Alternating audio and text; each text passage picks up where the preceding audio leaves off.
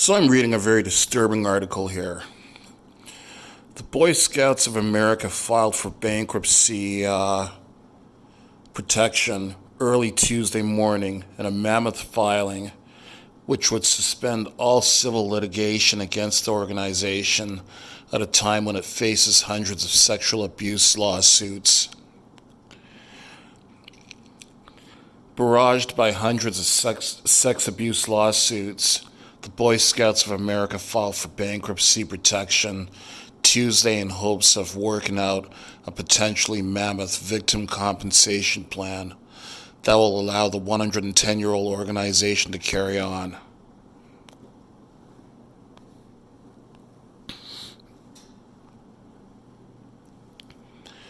The Chapter 11 filing in federal bankruptcy court in Wilmington, Delaware, sets in motion what could be one of the biggest, most complex bankruptcies ever seen. Scores of lawyers are seeking settlements on behalf of several thousand men who say they were molested as scouts by scoutmasters or other leaders decades ago, but are only now eligible to sue because of recent changes in their state's statute of limitation laws.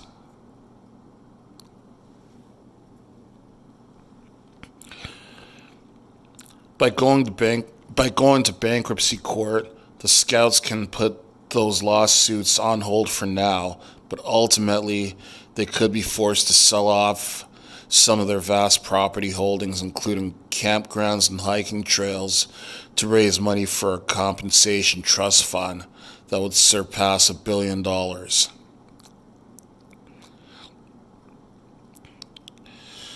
I mean, for years and years, organizations such as the Scouts, Brownies, Cubs, different organizations like that are supposed to teach boys and girls different life skills like survival skills, camping, and that kind of thing, have been so highly regarded and heavily trusted and respected by the community. Like, millions of parents have sent their kids to the Boy Scouts, to the Cubs, to the Brownies, those kind of organizations to learn skills and to have fun. And here are some of these scumbag scout leaders that have been betraying, committing the ultimate betrayal by molesting young children, taking advantage of children. Absolutely sick and disgusting. I have no use for sex offenders. Sex offenders do not deserve to live. But at the very, very least, these sex offenders at the very minimum deserve life in jail with no chance of parole ever. They are sick, disgusting, worthless pieces of crap. The lowest form of life. I hope some way, somehow, that these victims are able to seek the money that they're asking. They deserve every single penny of it.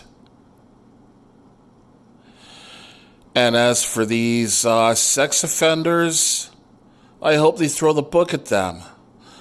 Like that gymnastics doctor that got 175 years in jail for molesting all those young girls. Yeah, I hope these scumbags also get 175 years in jail.